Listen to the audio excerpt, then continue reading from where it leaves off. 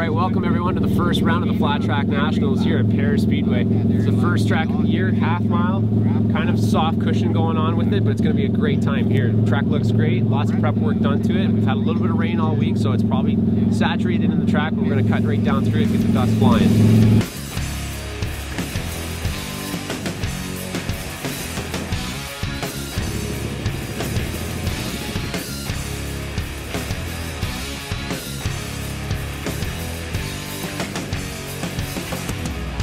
You see me following through with what I long to do, setting us free to a world we never knew. Okay, so everybody, we're out here at Biers Speedway, first Flattrack National of the year for Flattrack Canada. I'm standing here with number 23, Brandon Valley. Now, Brandon, yeah, had kind of a bummer year last year. You broke your ankle, but you got back into it, and you made a good effort coming back. What are you looking forward to this season? Well, I got a brand new ride this year. I'm riding for Motorsports Canada Zeta. I'm riding the only one in North America, so I'm really looking forward to that and just proving myself. Like you said, last year was a bummer, so if I can get out here and prove myself this year, it's a good year. Okay, so tell us a little bit, what did you do over the winter break? I mean, obviously, none of us could go down to Florida or ride where we wanted to. So what was your training in for getting back into this season? I just enrolled in a gym. I mean, I'm not 18 yet, so I had to get quite a lot of convincing. I had to get parental signature and stuff, but yeah, other than enrolled in the gym, just riding a bike as much as I can, and whether it's on ice or a motocross track, doing a little bit of everything. Perfect. All right, well, everyone keep that eye out for that number 23, Brandon Valley from Valley Racing. Have found the way that I do, for one shot in the spotlight.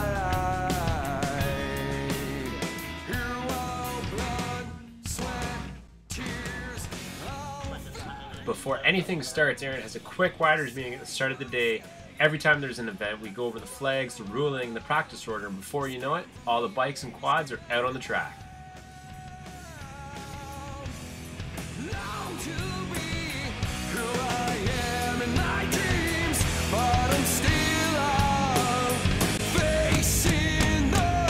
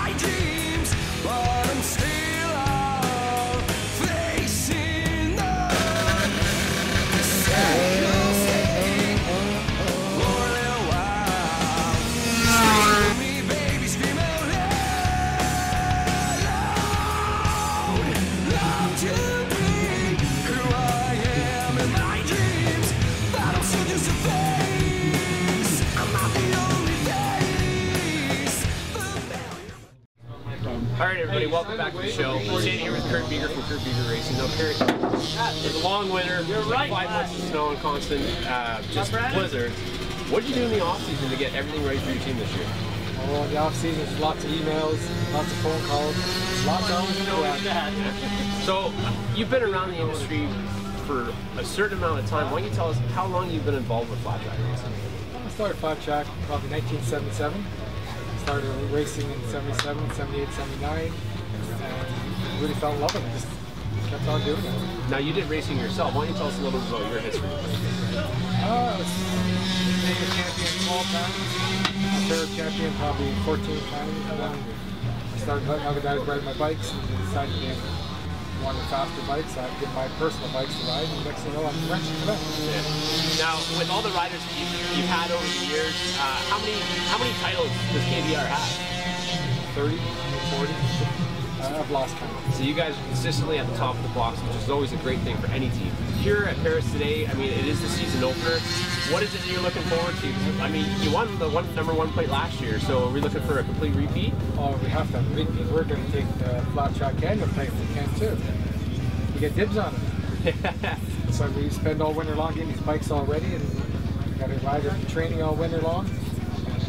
The two of us get together, show a good season. Good season. Now, you got the DTX bikes and you got the Framer bikes. What's your personal favorite? Framers. It's like going skating with running shoes with riding a DTX bike. The Framer is actually designed for flat track. It's made to run on these tracks. They're specially built frames, specially built everything for that track. These are convertible. They're okay. They work pretty good, but if I had my choice to ride them, I'd never ridden them. So, yeah, that works for me. Framers all my life. Yeah. Now, tell us a little bit about a team rundown. Who you got riding for you this year? This year we have Tyler back in #1 plate CMA series, 22 in the Flattrack Canada series. We have Doug Beatty. He's an ex-#1 plate rider from 2010. He's riding #12 this year. He's got a pair of bikes, two Framers and a DTX bike. And my son PJ is going to be riding his Panther frame this year in the medium class. Right on. Okay, well everyone, keep an eye out for the KBR bikes out on the track as they chase down that #1 title. Right into the action here. We got the production frame intermediate class, number 82 Shane Corbeil out front, followed by number 49 Brody Buchan, and Valley, the number 23, coming around the outside there around Lambert. These guys are heading down the back straightaway here, and we do lose a little bit of visual behind the barn here, and we are sorry for the audio. The audio equipment seemed not to be working, so we're just going to give you a little play-by-play action as they come out of corner 4 here, just throwing the dust around, and they're heading down the straightaway here. And lap 1 is complete. We got Corbeil out by about 2 or 3 bike lengths, followed closely by the number 49 of Brody Brucken. And it seems like Lambert's got by Valley, but Valley's not going to give it up, and Corbeil gets a little bit sideways, loses a little bit of his momentum in that deep cushion. Brody jumps all over this and passes him, heading down the back straightaway here. So as these guys make their way back around the barn here, we can see that we got a couple cameras in the crowd here and getting all the cool shots. So coming back down the straightaway, it is going to be Brody up ahead by at least 4 or 5 bike lengths, followed closely by Corbeil. Valley moving up on the inside here, trying to make short work of this track and you know, progress himself up into that top spot. So it seems like number 49 Brody's just gapping out here on Corbeil. Lambert's not too far behind, and it seems like there is something that he can do here chasing down Corbeil, so we're just going to wait and see. But you can see Valley cutting to the inside there and you know, just trying to make up some ground. These guys getting in the tight draft, getting side by side. It's just non-stop action. So we'll catch up back up here with the leaders here in a second, and we got Crummer just coming around the outside there in the 5th spot. Seems like he's lost a little bit of ground, but I mean, hey, it's a deep cushion track.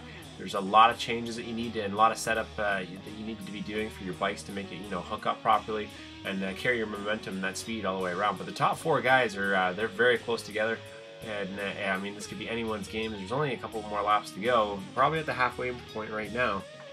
And Valley just still hanging in there on the inside, trying to do what he can. It seems like Brody he goes out to the outside, cuts into the inside, and halfway through the corner, he's right on the inside line and then shifting the bike out to the outside. Corbeil is kind of almost doing the same thing, but going a little bit more of a middle groove, but he is making short work of the track as well too. So Corbeil is looking like he's hunting him down, and he's got that bullseye set on the number 49's back. Crummer's still hanging in there out back, but I don't think he's going to be catching up to these guys anytime soon. He seems to be falling off pace just a little bit, so we're going to keep an eye on the number 1, number 2 spot here. Probably at least 15-20 bike lengths out, heading down that back straight, heading around the back barns here. And it seems like it's just Brody's getting to wrap up this race here pretty soon, unless Corbeil gets a good little drive going. But Valley, you know, gapping out from the 4th spot there on Lambert, and he just seems to be pulling away from him.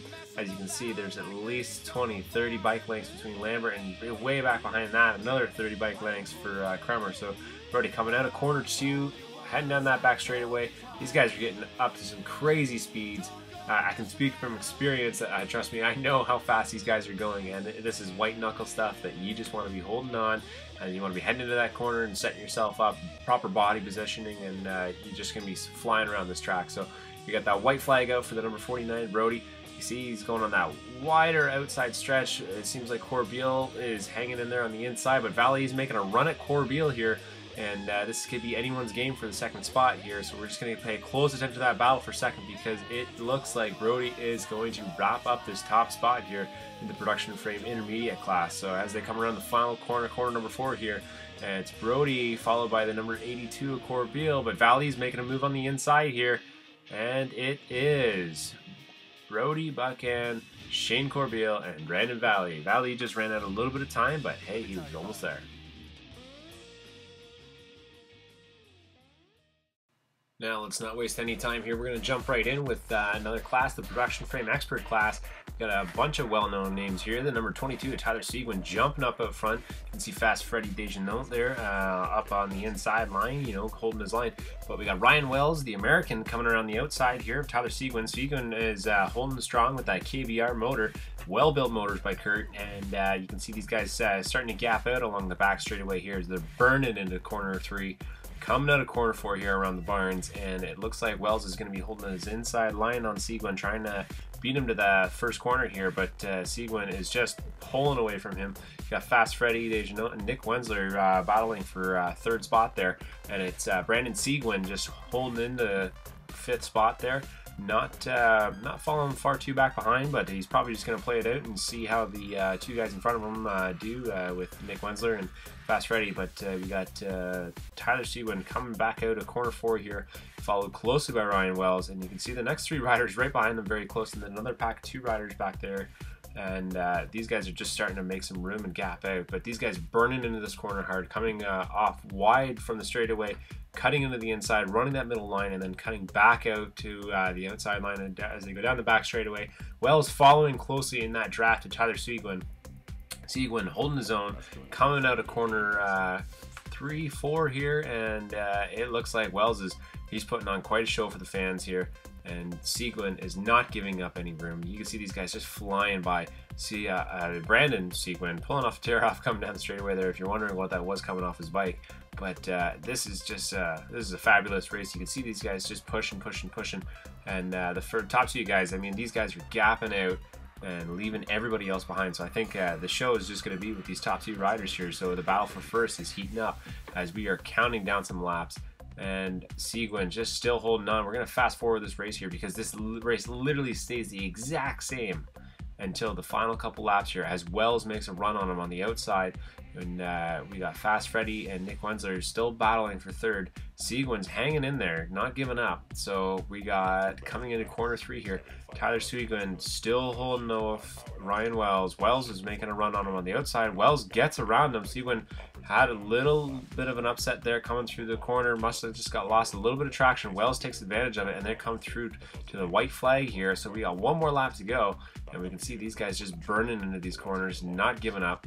Fast Freddy sitting in 3rd, not letting anyone get take that away from him, as we were trying to find these 2 riders here, and we got them coming into the corner 3 here. We got Ryan Wells out front, Tyler Seguin making a run on the inside here, holding down the 4, just lighting up some traction, coming down the straightaway. It's going to be a drag race right to the finish here, folks, and it is Ryan Wells by a fender, not too far off. Tyler Seguin had made a good little push there, trying to make up for that little minor mistake, and we got Fast Freddy Dejanot coming in 3rd spot.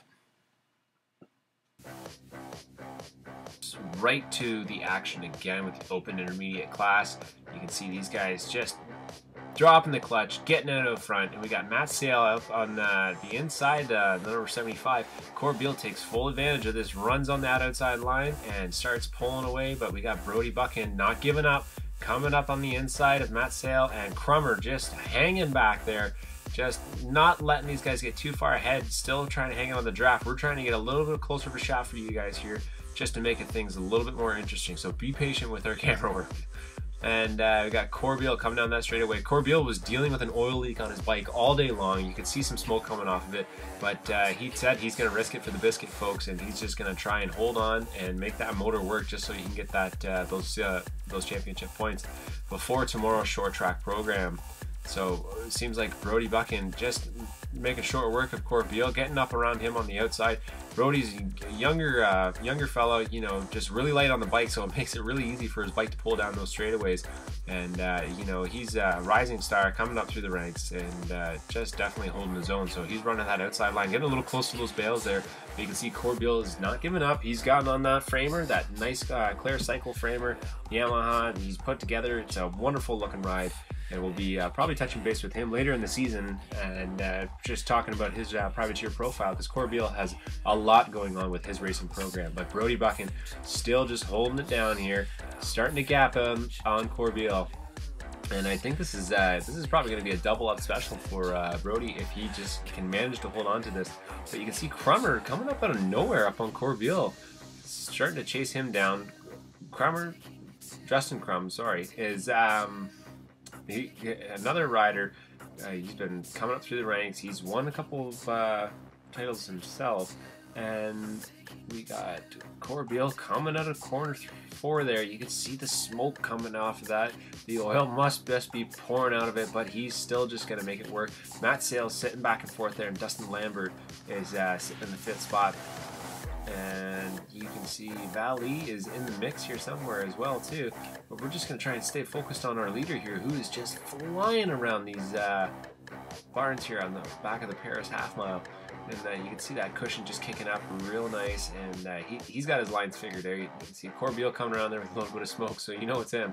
But we got the white flag out for Brody Buchan, and he is just going to hold down his lines, do the same thing he's been doing all day, and that's just dominating this racetrack. Seems to be one of his favorites. So we got Corbeil coming out of here with a challenge from Valley. Valley matches up beside him. You can see these two running it hard down the back straightaway. Who's it going to be for that 2nd spot? That seems to be the match we're watching for right here. But it's Brody's already down the front straightaway, coming across the finish line. So who's going to take that 2nd spot? It's Brandon Valley and then Shane Corbeil.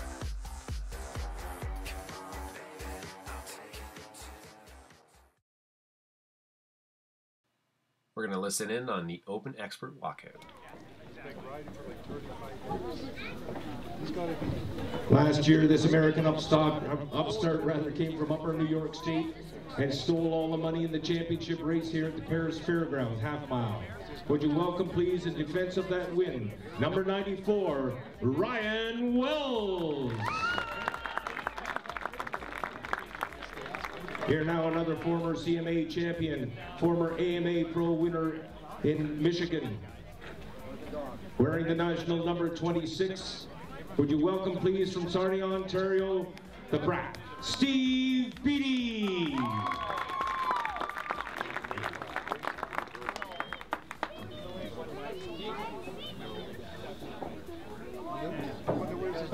Next up, we're going to call the younger brother of the national champion who rides on the number 19. He finished 2nd to him in the previous race. Would you welcome, please, number 19 out of Welland, Ontario, Brandon Sequin.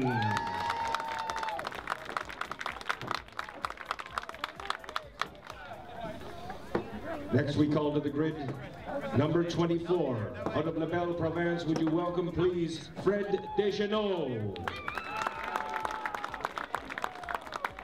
As we continue our roll-up, we recognize the...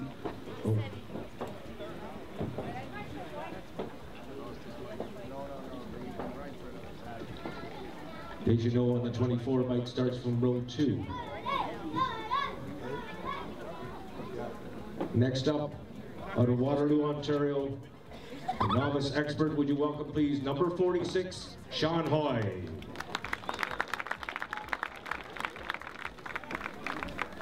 We call to the starting grid now, number 49.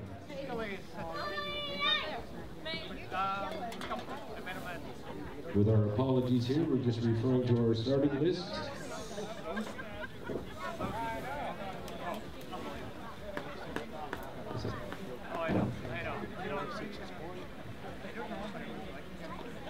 Oh, you got me on that one. I don't have a number 49 on my list. My apologies to that rider. He lights up beside Deschenaux and right alongside the number 46 machine rider, Sean Hoy.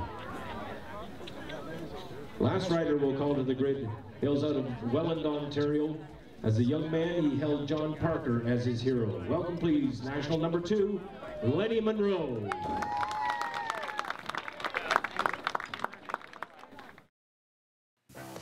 And finally, the last race of the day, the Open Expert class. You can see a lot of these guys sitting on framers. And these guys are going to get a little jump start from them. They're going to come around with a little starter with a battery. They're going to stick them to the side of the motor right to the crank. It's going to crank it over, get the bikes going for them. So Don Taylor getting a quick little start there, and these guys are going to be ready to go shortly here in a couple seconds, as they all are just squaring up on the line. And we got a pretty packed little class here, and we're just gonna pay close attention to see how everyone does. We got Chris Evans on the 15 on the outside, Ryan Wells on the 94T, Don Taylor, Tyler Seguin, Brandon Seguin, Fast Freddy Dejanot in the back there, Steve Beattie on the 26, and Dustin Lambert, Sean Hoy, and Nick Wensler are going to round up our Open Expert class here. As you can see, Don Taylor starting to take off on the inside, Tyler Seguin there, and we got Steve Beattie coming up on the inside of Seguin. He's making a run for Taylor, and they're heading back into the corner 3, corner 4 mix here behind the barns, the Biers half mile. Don Taylor already starting to gap out a little bit, and these framers are just blasting down this straightaway here. Don Taylor getting his full tuck, getting his hand off the handlebar, just the full aerodynamics there, getting their hands back on before the corner as they start taking off. Chris Evans sitting back and forth there. Ryan Wells is, I believe, in 5th spot, and that's probably the first DTX bike you'll see up there between these 4 other framers that these guys are on. Don Taylor already burning into corner 3. He's probably about halfway through. Steve Beattie's not too far off behind him, followed by Tyler Seguin.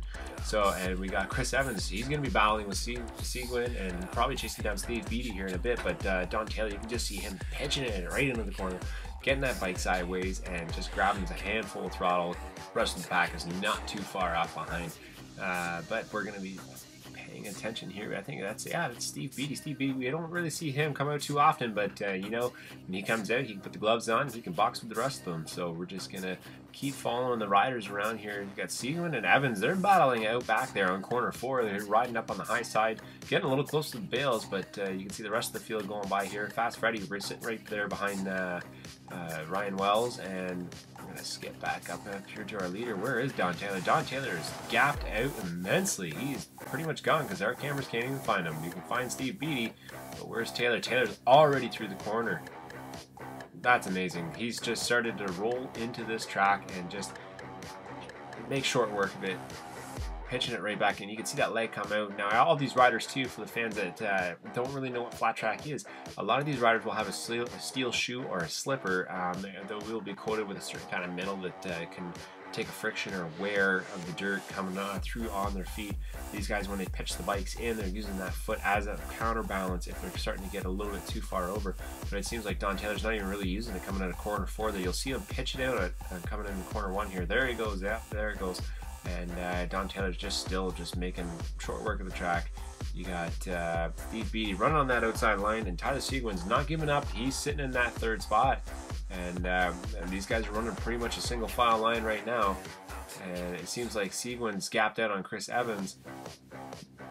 Don Taylor is just on fire, already way ahead of the pack. Seguin might reel in Beattie here, but we're gonna have to pay close attention to that because he's made a gap on Chris Evans. And you got Ryan Wells, Fast Freddy Dejanot, and Brandon Seguin going to be rounding off pretty much the top 5-6 spots here.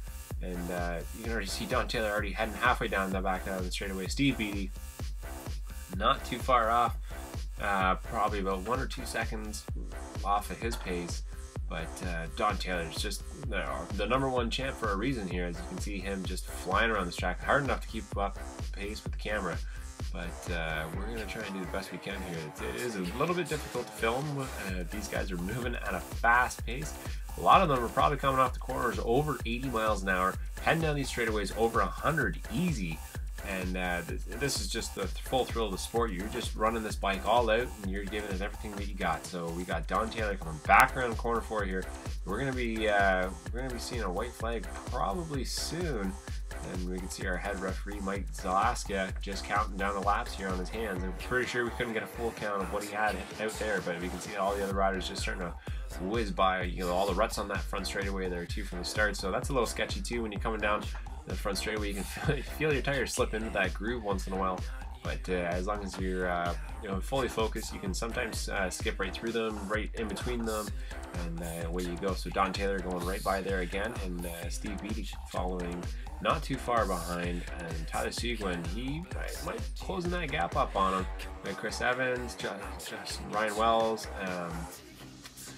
Fast Freddy Dejeunot, and Brandon Seguin, and our last two riders out back here, Nick Wenzler and Ryan Lambert. They are just hanging in there. Wenzler seems to be on the number 49 bike instead of his traditional 29. And Don Taylor, he's going to be probably lapping them pretty shortly, unless they run out of laps for them to get lapped. So we're just going to keep a close eye on this. As you can see, everybody else just flying by. The fans loving it. We got a full house here tonight here in Paris, and you can see the fences are lined. Everybody's lined. Everybody's grandma's out here, from moms, dads, kids, everyone. Everyone's just out to enjoy it. Nothing like a thrill of hearing these bikes go by. Don Taylor taking the white flag here as he's heading around for his final lap of the day, and we're just going to be following him off of the exit here. And that, I believe, that was not him, so we apologize for that, but we're going to catch up to Don here in a second as we see him come down to this checkered line, making the trade-off for the checkered flag. And Mike Zlatska waving him in. Don Taylor taking the win in Open Expert, followed closely by Steve Beattie. Oh, not too close. And Tyler Seguin. So there you are. There's your top 3 riders of the day. And as it is in any tradition of motorsports, you get a victory lap. So Don Taylor's going to go out on his bike and take that checkered flag for a little spin. Be sure to follow the Flattrack Canada web series online by checking out the flattrackcanada.com website, or slide on over to Outlaw Productions at facebook.com/outlawproductionsks, and you can see all your photography and video needs for Flattrack Canada.